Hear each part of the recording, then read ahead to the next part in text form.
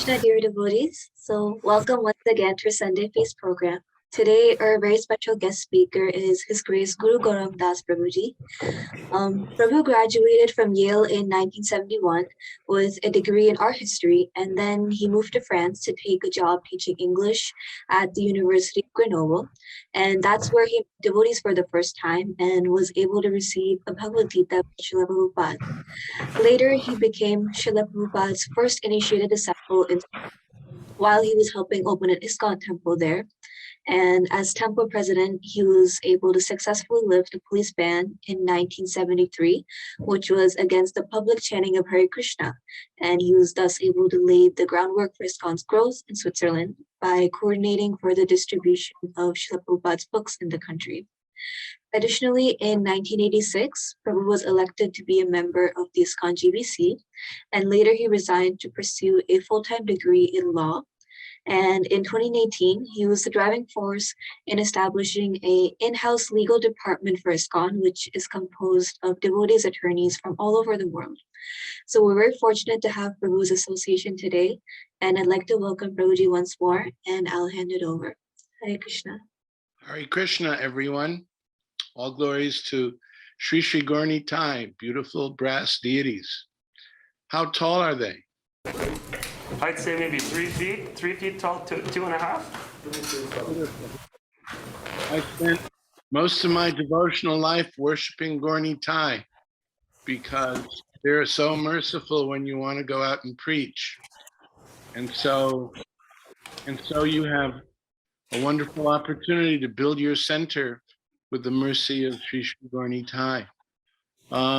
Thank you for that kind introduction.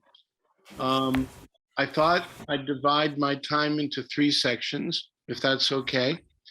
The first section is I'd like to ask everyone to introduce themselves and just say something very short about themselves. And then after that, I'd like to talk about a philosophical subject, not that long. And after that, if anyone's interested, I could talk a little bit about my experiences with Srila Prabhupada. I guess there's 4 parts, and then if you have questions. So each part won't be too long. Is that okay?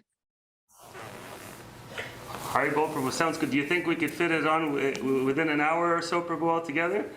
Yes, if someone could, I tell you what, why don't we take 5 to 10 minutes max on part 1, and someone can time it, and that way we'll be paced, and then the next section will be timed, and that way we'll have enough time to finish within the hour and get everything in.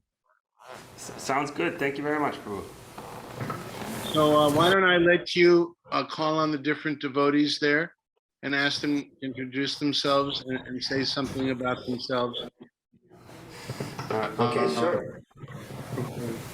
Yeah. Okay, so maybe what I could suggest, maybe we can alternate online and in person, some devotees. So we'll go on down our list. I think the first person on top here, we have Guru Prasad Prabhu. Guru Prasad Prabhu, can you hear us? Hare Krishna, my name is Guru Prasad. I met Srila Prabhupada in 1975 in Montreal and moved into the temple and stayed there for about a year and a half, and then eventually was initiated by Srila Prabhupada in 1977 January. And I lived in Montreal for a while, and then I'm in Ottawa for about 25 years now in Ottawa. Prabhu, did I meet you in the Ottawa temple when I drove up once with Niranjana Swami from Boston and he gave a program there? Were you there? I was there most of the time, yes. I kind of recollect that having seen you, but I didn't know, I couldn't recollect your name though. So, right. Nice to see you again. Nice to see you. Welcome again. Thank you. So maybe. No. Okay, Prabhu, would you like to introduce yourself, Mother? Okay. Who would like to introduce them? Try to say your name. My name is Trey, and I'm 10 years old. All right. So that was Trey, and he's 10 years old, Prabhu. So, What's his name? Trey. Trey, Hare Krishna Trey. I have a godbrother named Trey. He preaches in Italy. and he has a preaching center in Bologna, Italy. He's a very nice devotee, as I am sure you are too. That's actually whose name he was named after, because Trey Prabhu from Italy. Really? Yes. Yeah.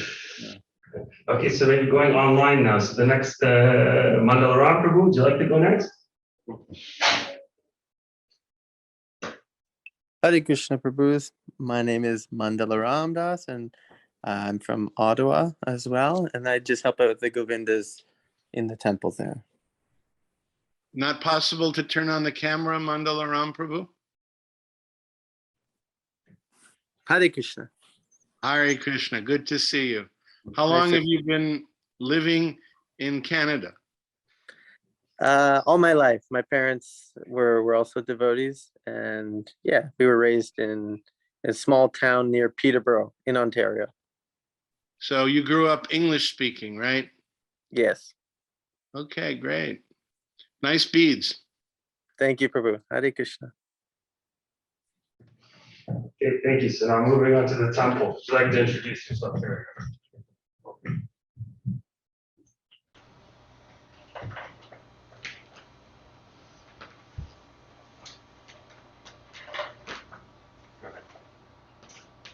Hare Krishna Prabhu, my name is Mohini.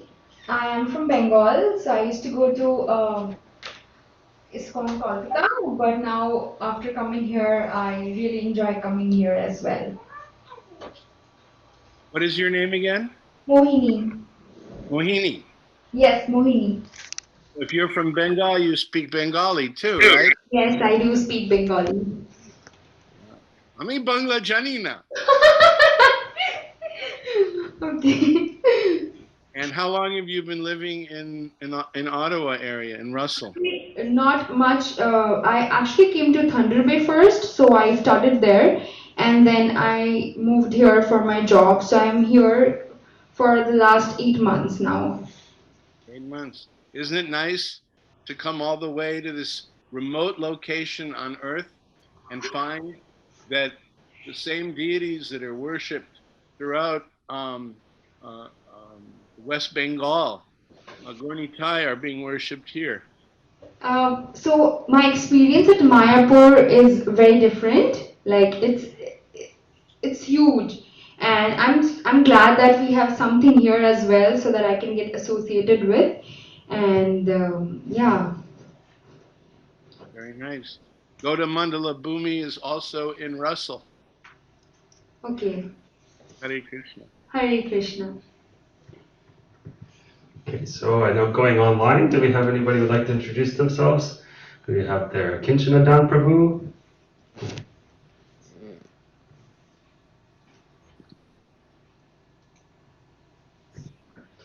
We're moving on, Mother Anandamayi or Mother Ann.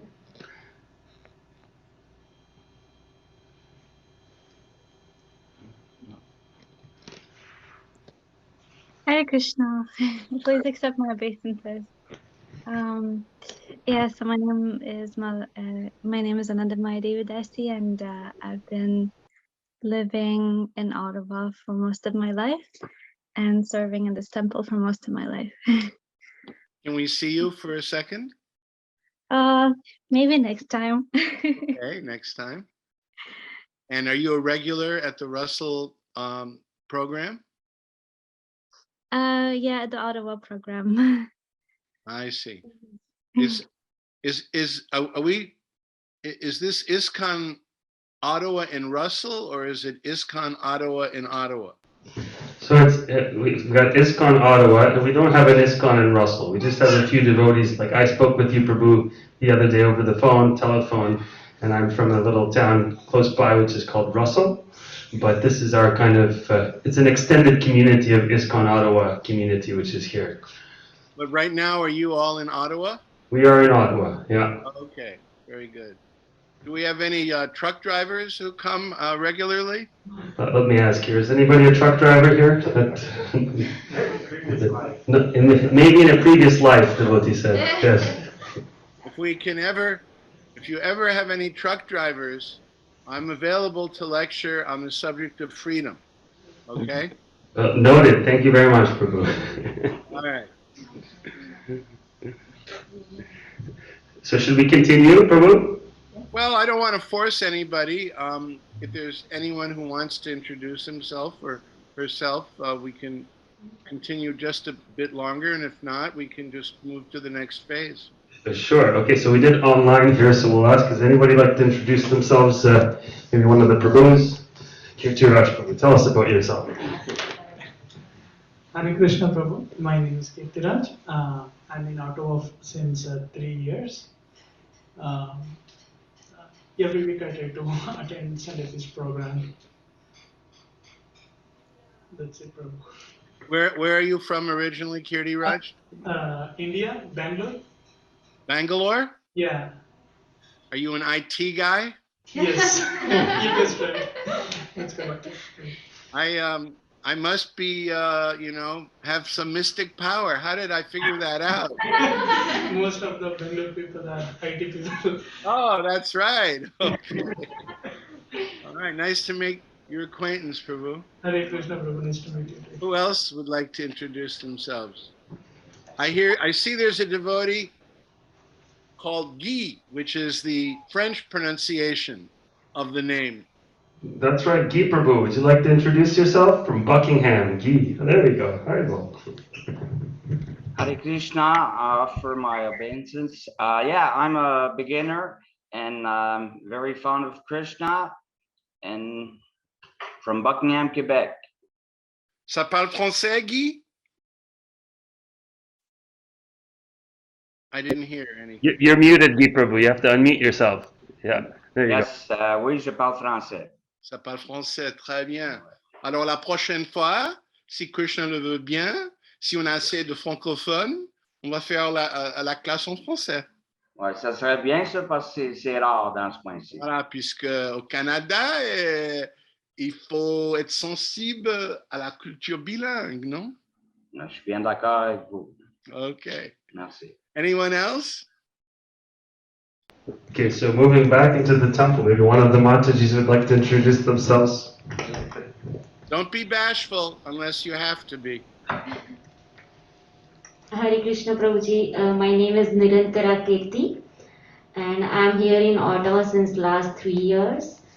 And yeah, I'm from India, ISKCON Ahmedabad. Hyderabad? ISKCON Ahmedabad in Gujarat. Oh, in Gujarat, the most vegetarian state of India, often the most pious state in India, some say. How far is that from Rajkot or oh, you said Ahmedabad? Yes. Okay, Ahmedabad, got it. No need to refer to Rajkot if you're from Ahmedabad, got it.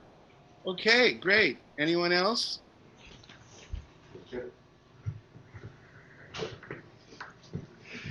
So anybody online here? We have some devotees online. Harinamamrita Prabhu, would you like to introduce yourself? Hare Krishna. Hare Krishna. My name is Harinama Martadas. Harinama Martadas. I lived in Dubai, where we have got center, and we have got about 3,000 devotees at the moment. In Dubai? In Dubai, it's an Arabic country. That's incredible.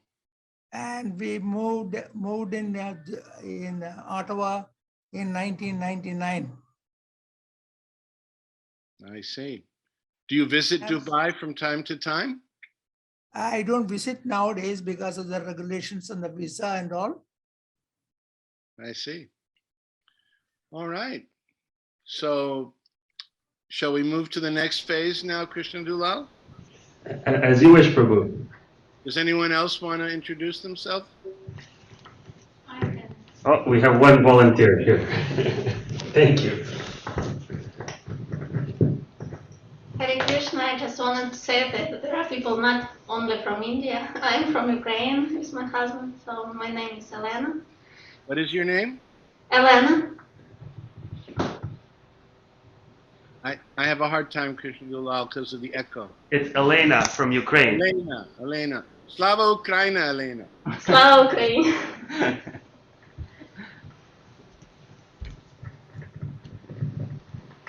There's about 30,000 devotees in Ukraine. If you ever have a chance, after the COVID is over, after the war is over, after further forms of misery are over, and you can go to the Bhakti Sangam Festival, you'll be transported to a spiritual platform that will carry you right to the lotus feet of Krishna. If you can imagine 5,000 devotees all dancing and chanting at the same time, it's really something else. So, okay, phase 2, are we ready? Yes, Prabhu. All right, well, I want to talk a little bit philosophically about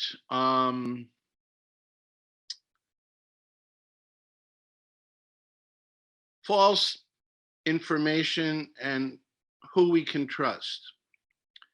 It seems to be in the Kali Yuga, of course, we know that the 4 legs of religious principles are no longer stable. In fact, it's said that the only one left is truthfulness. And if that's the case, there's practically not much of that. And we're always confronted with information that we don't know whether it's true or not. And I've noticed that even among devotees, there is a polarization as to what is true. What is true? There's differing points of view about COVID. There's differing points of view about politics. There's differing points of view about who are the victims in Ukraine. I was thinking I would like to give a donation to prasadam distribution, and I thought it would be nice to give it where devotees dressed as devotees wearing tilak distribute the prasadam.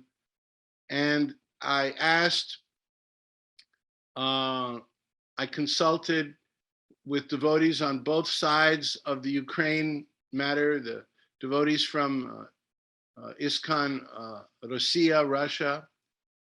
And the first thing the devotee I consulted said to me, says, why you're just worried about the Ukrainian devotees? What about the Russian devotees in Ukraine? I said, what are you trying to say?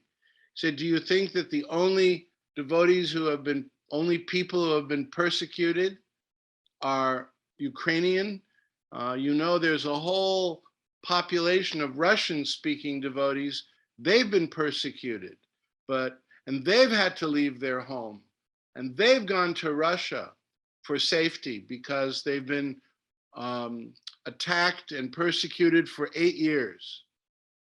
And I said, well, I hadn't really realized that. And this person wanted to tell me more and more, and said, why you're just worried about the devotees or the Ukrainians who are fleeing as refugees to Poland, Slovakia, Hungary, and Romania. What about the Ukrainians of Russian descent who are fleeing to Russia? So then I realized, my goodness, there is nothing in this world that isn't subject to duality, and there is no easily discernible truth in this world. And we get information from so many different sources with the technology and the social media that it's really hard to know what's right, what's wrong, what's true, what's false, and who's telling it to us like it is. And the fact of the matter is that one can always continue trying to dissect the material world, but one will never come to a definitive, absolute conclusion. However, that's what Bhagavad Gita is all about. Bhagavad Gita gives us the definitive version. That's why Prabhupada called his Bhagavad Gita as it is. Because even in the world of discussing Shastra, there are so many different points of view. Some people say Krishna is invisible. Krishna is a name for the absolute, the divine light, the impersonal Brahman. He's a manifestation of that.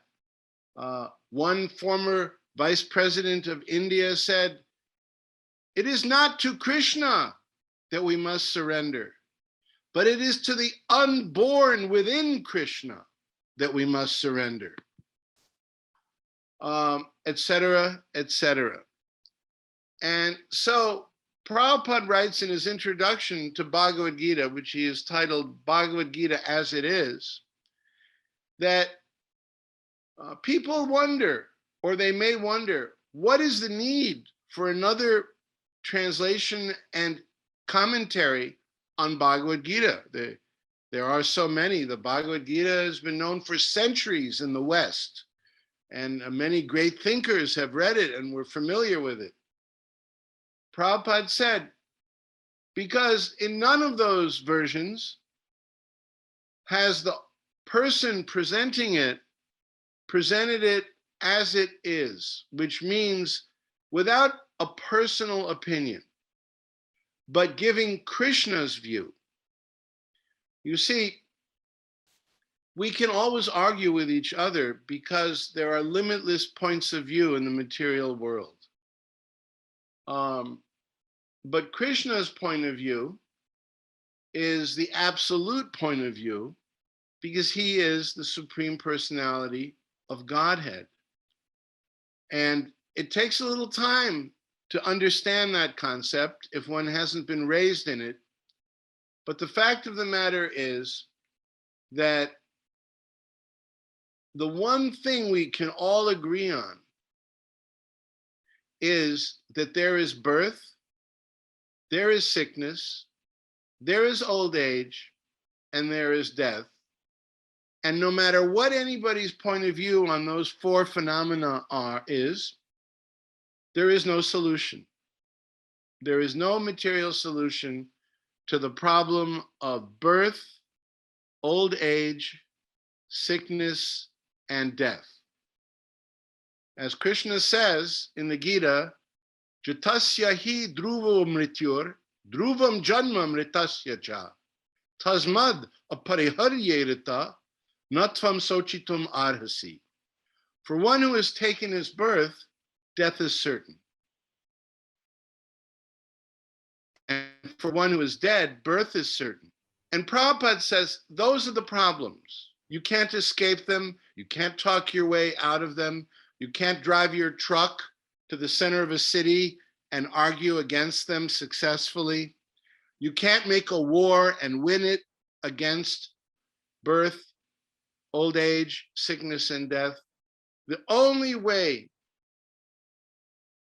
is to recognize that those are the true problems, that the soul aspires to live forever, and that there is no material arrangement that will give true happiness. And that Krishna says in the Bhagavad Gita something wonderful. The whole Gita is wonderful, but there's one verse that Krishna actually says twice in the Bhagavad Gita. Does anybody know what that verse is?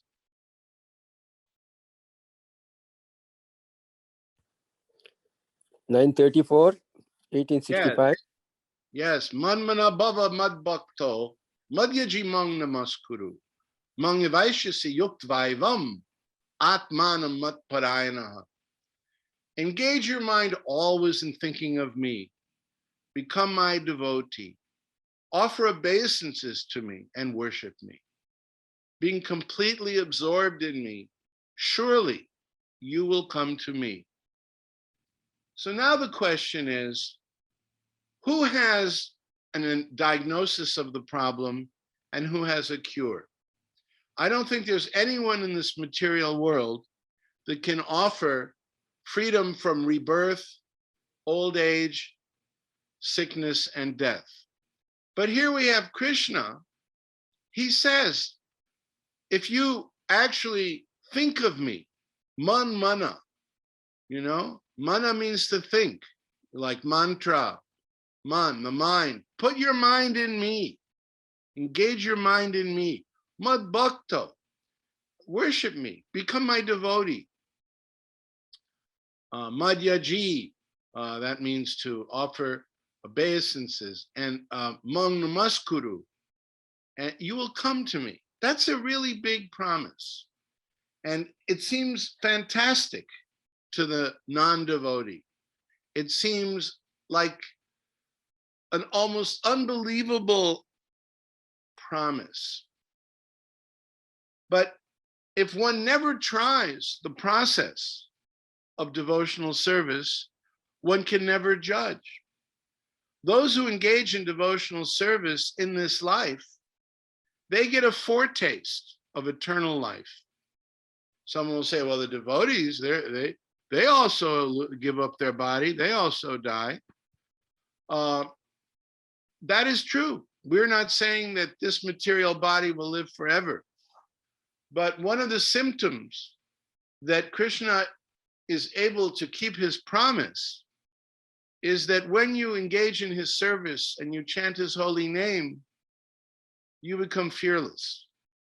You become fearless about whatever the material energy will send your way, because you know it's all temporary, it's all illusory, and ultimately, it doesn't really matter.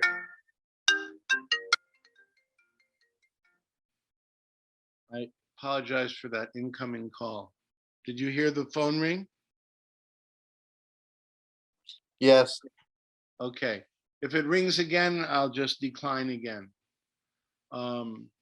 So for those who are already on the path of devotional service, please continue to take this sadhana bhakti, the following of these principles of practicing devotional service. That's what sadhana means, to practice. And for those of you who are new, or maybe the first time hearing all this, give Krishna a chance. In the material world, you meet someone and you give him a little chance, or her. And then after a little bit, you try to evaluate, is this person reliable? They said they would meet me downtown at 6 p.m. and they never showed up. Well, now you know something. They said that they would give me a call or pick me up or help me out, and they didn't show up, or they came late, or they really didn't deliver what they said they would. Give Krishna a chance. Prabhupada said that if you take one step towards Krishna, he will take 1,000 steps towards you. And you will experience the bliss of associating with Krishna, and you will find that the Lord does not disappoint his devotees. So I just wanted to talk about that briefly. Not a full class, but a degustation, a little tasting. So, any questions on that? If not, I'll move on to phase 3. Are there any questions from the devotees in the temple? Or any comments? Any questions online? We've got the hand feature, the reactions that we could just click at the bottom and you could raise your hand.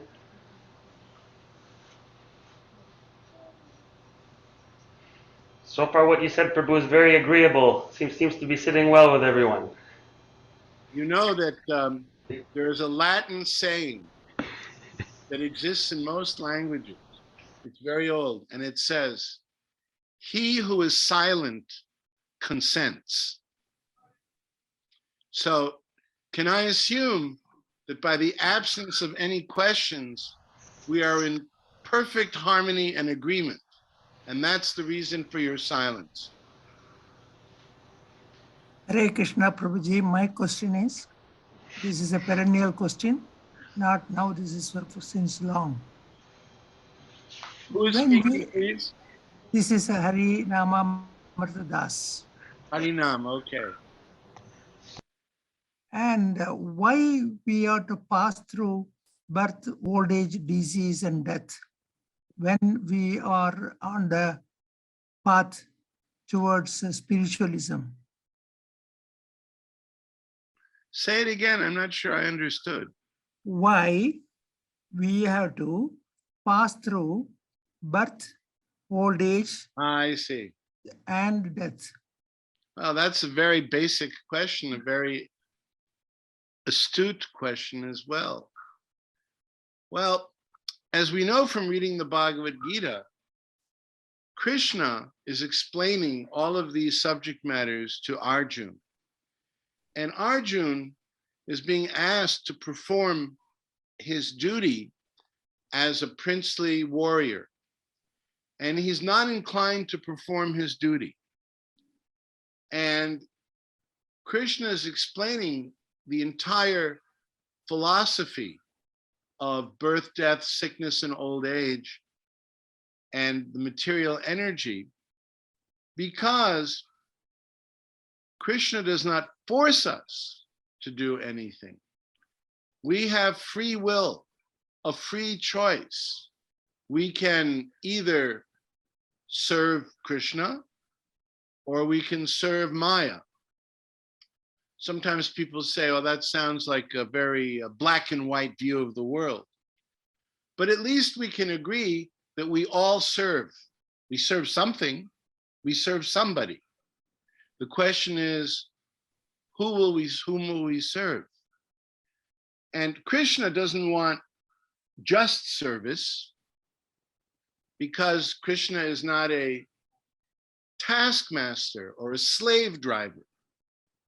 He wants an exchange of loving service. That's why we talk of devotional service, right? So that is always voluntary. That means that there will be some souls who accept Krishna's proposition and say, let me serve you, Lord. Let me give myself to you. Sarva dharman parityaja. I will give up all other forms of duty, and I will discharge the highest duty by engaging in devotional service. But then there are others who say, well, wait a minute, I don't want to do that. When Prabhupada came to the temple where I was the president in 1974 in Geneva, Switzerland, I thought that if I could somehow be instrumental in getting very intelligent or important or famous people to come meet Prabhupada, and that there was really like high-level preaching for Prabhupada, that he would stay for the preaching longer than if it was just, you know, no preaching. So I packed Prabhupada's schedule. Every day there was like 2 or 3 famous, intelligent people coming. The dean of the School of Theology, a very famous professor, a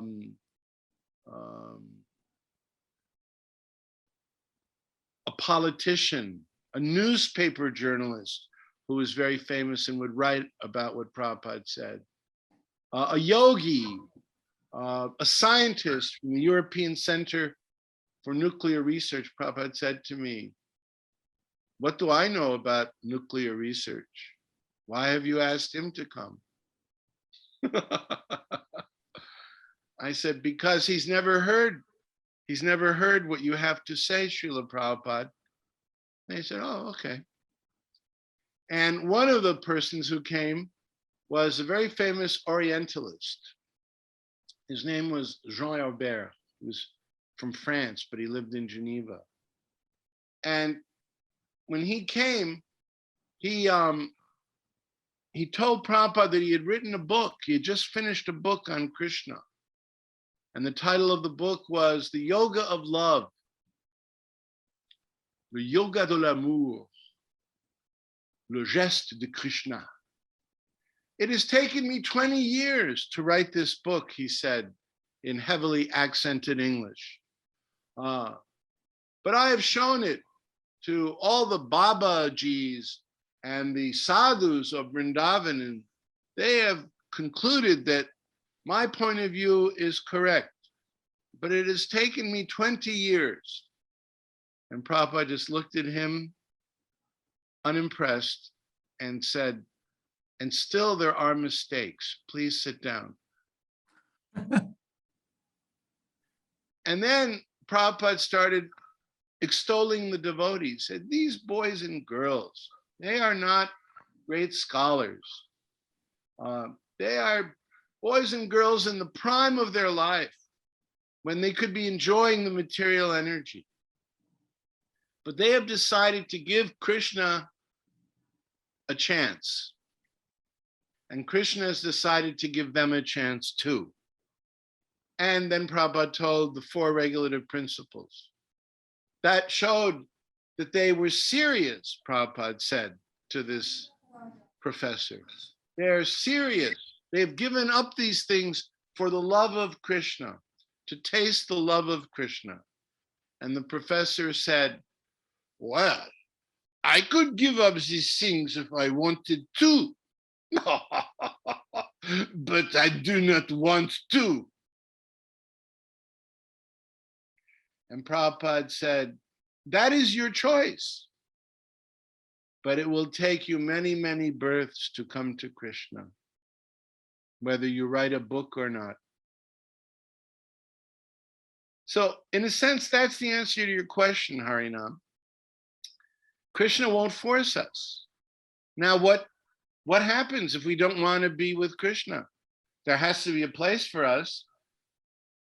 That's what the material world is all about. Prabhupada said, the material world is for those who want the kingdom of God without God. And in the material world, we can all pretend, I am the enjoyer. I am the controller. My name is Putin. I can take whatever I want. If anyone disobeys me, I will send him to prison or Siberia or to whatever. And you can take the name Putin and you can put in 100,000 names of people like that, big and small, dead and coming in the future. And so this is the world for them. And that's why we take birth in the material world. Otherwise, there's no need to be here. Prabhupada said, just give this one life to Krishna and go home back to Godhead. Sometimes devotees say, oh, I'm ready to take birth after birth to come back. Well, that's very nice. Really? Really? You must be an Uttama Adhikari or pretending to be one. Because Prabhupada said, just give this one life to Krishna and go back to Godhead. That's what we should think of. Because most of us who come back, we may not be coming back as pure devotees, right? So finish up in this life. That was Prabhupada's say. He told me that in my initiation letter. Finish up in this life and go home back to God. Is that okay, Prabhu? Thank you very much. Only anyone else have a question?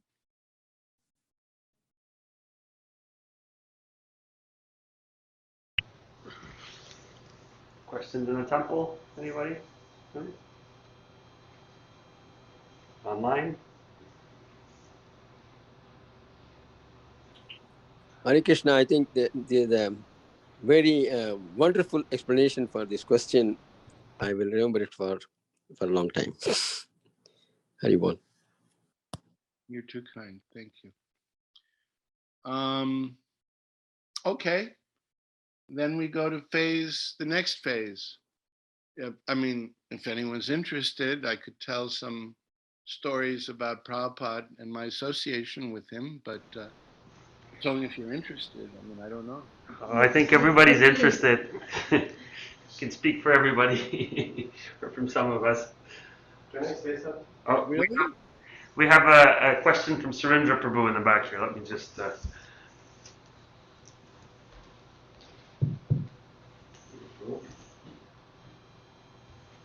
Krishna Prabhuji. My name is Surendra. I don't have a question, but you were explaining the difficult situations of this world. Can you speak up, Prabhu? Can you hear me now? Yes. Okay, my name is Surendra, and you were explaining the difficult situations of this world, and I was recollecting something that it's very difficult to find out how Krishna wants his devotees to work with him under the difficult situation. So I remember one play which I wanted to tell everybody here is by. You remember what? There is a play which was done by RG Media from ISKCON Chapadi. The title is The Queens of Victory and Escape. And it's a very nice play. Everybody should watch it. And that's all I wanted to say. It's a very nice play, and it will give you a glimpse that how Krishna actually wants his devotee to behave under difficult situations. What is the name of the play? Queens of Victory and Escape. Arrival of Srimati Radharani in Barsana. Well, why don't you? Is it available on the internet? Yeah, it's available on the internet. It's quite long, like 45 minutes or something. A very nice play. Very Why nice. don't you just post the link in the chat section, and everyone can copy it, and if they're interested, they can put it in their browser afterwards and watch the play. It's during the Mughal era, so it's a very nice play, and I encourage everybody to watch it. Thank you very much. Very bold. Thank you for the tip. Mandala Ramdas has his hand up. Hare Krishna, Prabhu. I had someone ask me a question with regards to what's going on in Ukraine. And I don't want to pull away from the subject too much, but it was like kind of with regards to in this world, kind of there's things that are destined to be and destined to happen, and karma and all these things. It's kind of like a weird way of looking at it that they asked this question, but I just wanted to hear your point of view for these kind of atrocities. Are they meant to happen, or it's just like people in kind of this materialistic, greedy consciousness that are forcing it on them, and then they'll get, bad reactions from it? Could you expand on that? Well, I remember, funny you ask. I remember when I was still a young devotee, my parents, I joined in Paris, France in 1971 in the summer. I just graduated from university, and my area of study was the history of art. So I was very eager to go to France and visit the museums and the galleries and see the art that I had studied up close and personal. And of course, my parents thought I was going to just spend the summer in Paris. I was 20 years old, and then I had a job lined up, as the Mataji read in the intro. I had a job lined up teaching English at a university, a French university. And I never made it because I met the devotees and I didn't go. And so I was writing my parents. I wasn't really explaining what was going on, but as the weeks turned into months, they figured that something is strange here. He's not writing about his new job. He's not talking about, the academic environment, the students, the professors. It's in the Alps. Did he go hiking? No, nothing that they expect. So finally, they got suspicious that something was amiss. And they decided to buy plane tickets and fly from the East Coast of the United States, a state of Connecticut, and they flew to Paris to figure out what is going on. And they met the GBC of the zone I was serving in, and they were received by him. And my father, very intelligent man, he was born in Poland, and he spoke 7 languages, and he had a PhD from the University of Lausanne in Switzerland in political science and economics and whatever. So he was sparring with my GBC man, who, and I was there listening. You know, you ever seen like in the cartoons where they have like a tennis match and the audience is going, watching the ball go back and forth? So there I was. My GBC says this, my father says that. My father replies back and forth. And at one point, my father said to my GBC man, so if you know everything and your philosophy is so complete, what is the explanation for the death of 6 million Jews in the Holocaust?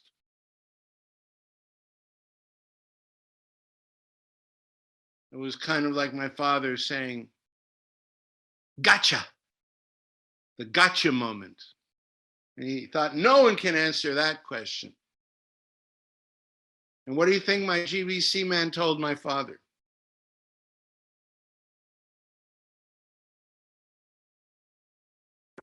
I don't know. I'm eager to know. Please tell me. Well, come back next Sunday and I'll tell you. No, I'm joking. He said, because it was their karma. Ooh. And my father, from that day on, never liked Krishna consciousness. And he was always saddened by the fact that someone who claimed to be so spiritual could lack empathy. And that may be true, but he didn't misrepresent the truth. He just did not present it in a palatable way. Is it their karma? Everything is our karma. Everything that happens to us is our karma. That is a very big concept for a little head to wrap his brain around. But even devotees, they have karma. But by Krishna's arrangement, the karma is generally made less severe. Or Krishna gives us the strength to weather our karma. But karma is the law of action and reaction. If you explain the law of karma in the terms of physics, you know, if you ever seen that experiment where they have these little like stainless steel balls hanging, and then you push one ball into the other and it's bang, bang, bang, then it comes back, bang, bang, bang, bang. You know, for every action, there is a reaction physically in the physical world. Why should we assume that the reactions that come to us have no explanation or no cause? If someone finds it hard to believe in the law of karma, I find it harder to believe in the absence of the law of karma. That would mean that nothing means anything, no action is connected to any other action, and everything is random and meaningless. We might as well all become devotees of Sartre and Camus. It's like nihilism. Just because we don't know the explanation doesn't mean there is no explanation. Now, can we fully discover our karma? Well, there must be some methods of regression or meditation that, you know, sometimes you meet someone who says, well, I was there on the plains of Abraham with Montcalm fighting the British back in the 18th century.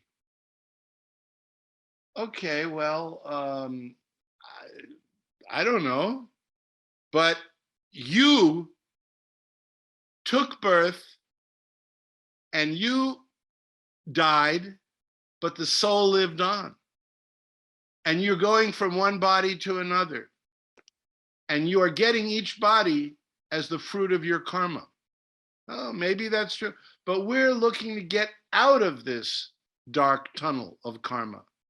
We're not looking to adjust karma or analyze it to the nth degree. We're looking for deliverance, deliverance from the law of karma by going back home, back to Godhead. So yes, everyone is getting their karma. And how barbaric is the material world. My wife is a critical care ICU nurse. That was the phone that rang was my wife. Just usually she calls before she goes on her shift. So she sees limitless, in quotation marks, limitless suffering. It's just unbelievable. People who come in and are totally bewildered. People who are about to be intubated and may never speak again, because when you're intubated, you can't talk, right? And the last thing they say is, "You dirty, rotten, lying, telling me that I have COVID. I don't have COVID. It's a hoax." Or they say all kinds of crazy things because they can't accept that the karma has come.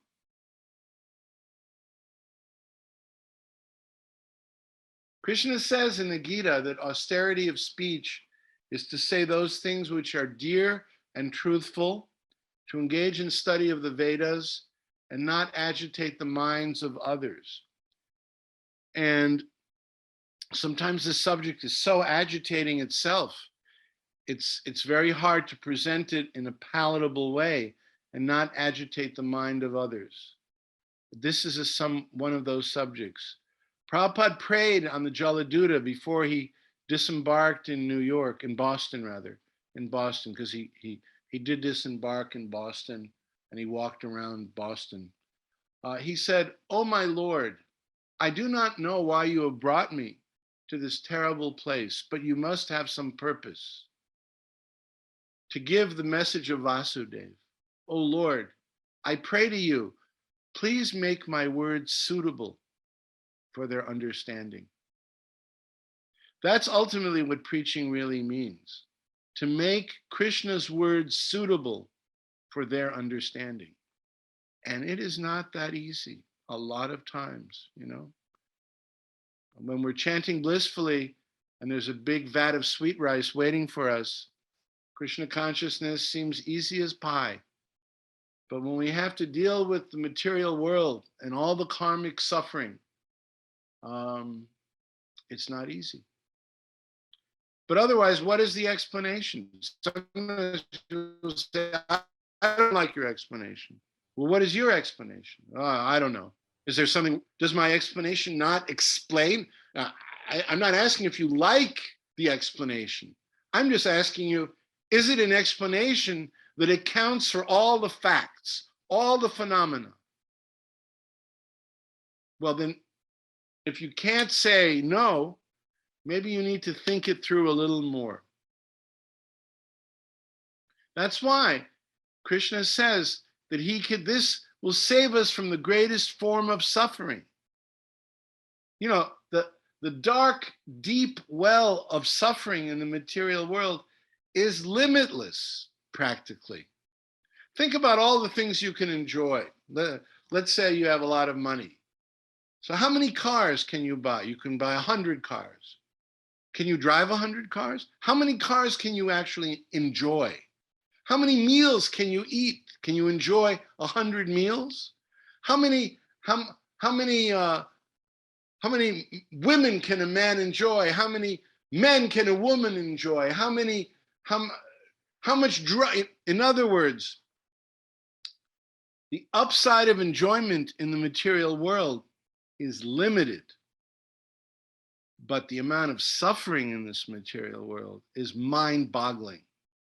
Mind-boggling. And that's what's going on in Ukraine and every other place. In Switzerland, I remember, beautiful country, everything neat, organized, clean, polite. Oh, excusez-moi, madame, bonjour, ah, bonjour. You know, or in German, they speak a number of languages, you know, whatever. But behind every beautifully decorated wall, in every clean, decorated house, behind those walls, there are people in rooms, and they are arguing, they are crying, they are dying, they are sick, they have cancer, they have every imaginable, the amount of diseases, as you get older, you become more aware. You know, when I was 20 years old and became a devotee, and my time is almost up, I realize that, sorry.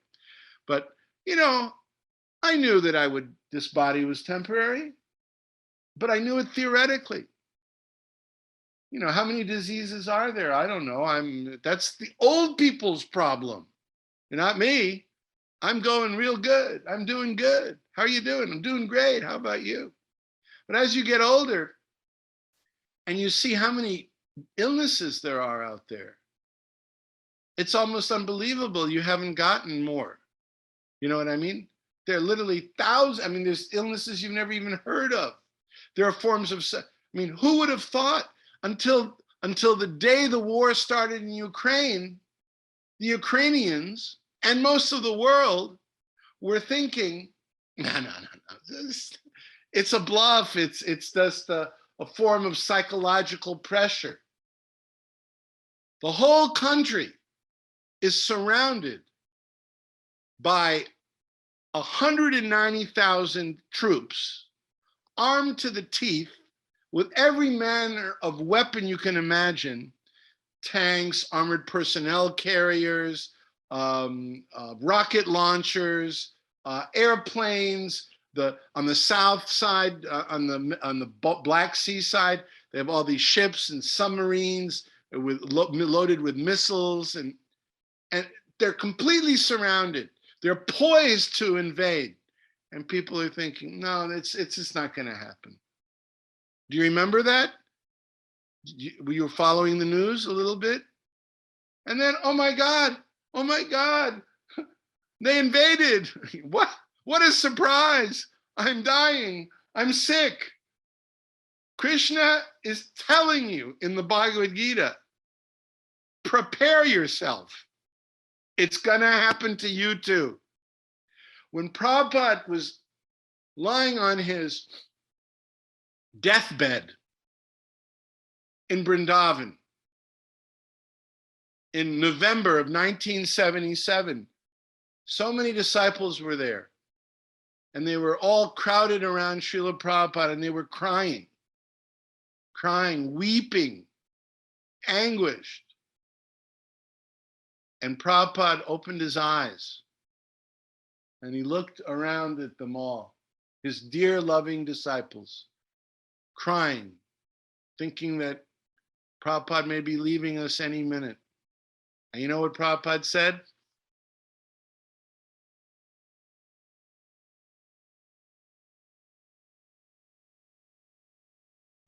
Don't think this won't happen to you. So we must try to speak the truth palatably, but the truth itself is not always palatable in this material world. And there's not much we can do to change that,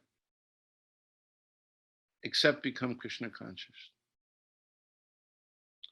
My time is up. I didn't know that I would say what I said, but I stand by it. Hare Krishna. Thank you all for your rapt attention. Hare Krishna Prabhu. Thank you very much for being with us today and for your wonderful explanations. And Unfortunately, we didn't get to hear so much of your experiences with Prabhupada that we did at the beginning. So I think on behalf of everyone, we're hoping that we might get you back again with us so we can hear from you a little bit more. If not in person, then online. I guess we have this facility to be able to meet online and have these Zoom get-togethers. So thank you so much again for coming and joining us, and we look forward to seeing you again. Vanchakalpa tarubhyascha, kripa sindhu vyevacha, patitanam pavanebhyo vaishnavebhyo namo namo. Thank you, Prabhu. Thank you. Srila Prabhupada ki jai. Radha Krishna, Gopinath, Shyamakunda Radha Kunda Giri Govardhan ki jai.